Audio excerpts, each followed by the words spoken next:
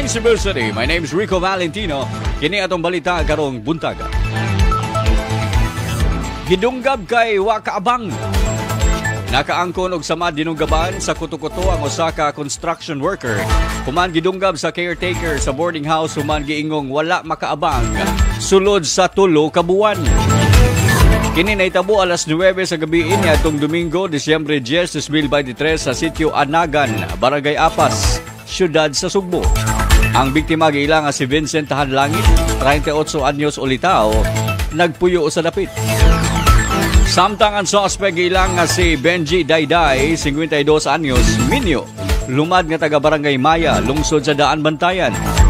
Sa investigasyon sa Mabolo Police Station, ubos sa kamanduan sa ilang hepe, Police Major Eranio Regidor, ang suspect naningil sa biktima sa abangan niini sa boarding house nga mutulo na kabuan og niabot na og 7,500.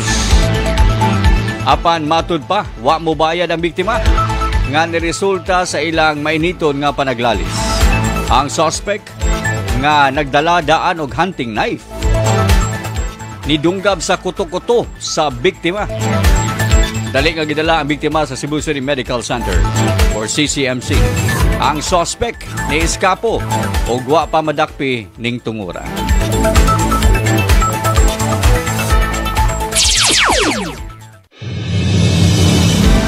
Og sa laing bahin sa atong balita mga ka-winner, tungod sa kwarta, asawa mipatay sa bana. Ang kwarta gikataho nga nag-aghat sa usa ka 30 anyos nga Pinay nga makigkonsabo sa plano sa iyang kanhi hinigugma nga aron pig-angan ang 72 anyos nga Japanese American nga bana. Kinsa namatay sa usa ka subdivision sa Barangay Yati Liluan, northern part of Cebu sa miaging buwan.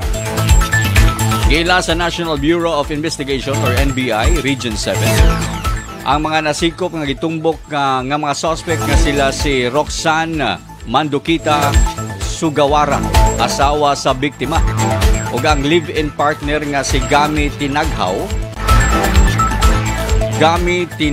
Tinaghanaw Binungkasan, 32 anyos, kinsa parehong niangkon sa krimen. Gipugnan sa NBI ang ngalan sa biktima sa hangyo sa iyang kapamilya. Base sa autopsy report, ang biktima namatay tungod sa pagtuok o grabing samad sa ulo. Ang Japanese American nakaangkon og choke marks o samad sa iyang ulo o kamot.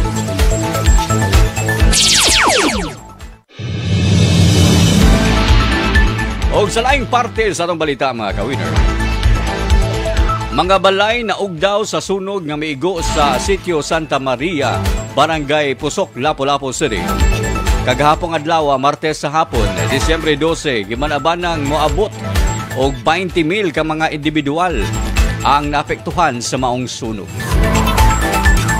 Tungod niini, ikanselar ni Mayor Jonard Ahong Chan ang tinuig nga Christmas party alang sa mga kawani sa City Hall sa Dakbayan sa Lapu-Lapu.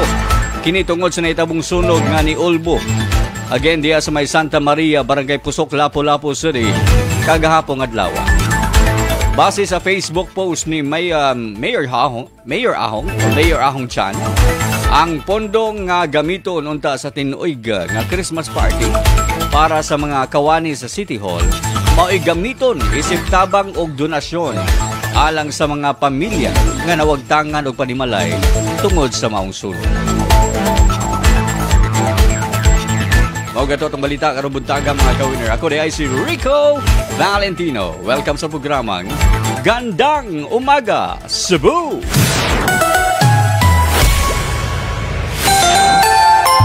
Ito ang Win Radio, ang radyo ng bawat Pilipino sa Metro Cebu at sa buong mundo.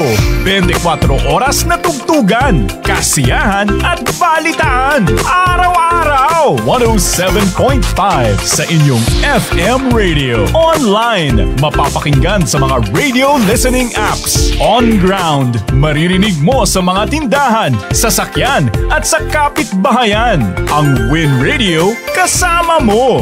Nasaan ka man, kailan kailanman. Win Radio, ang radyo ng bawat Pilipino. Wherever you are, Win Radio.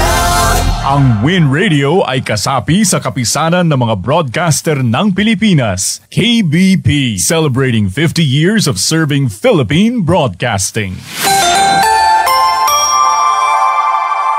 This program is brought to you by Mr. DIY. More than 200 stores nationwide. Mr. DIY. Our price is a good surprise.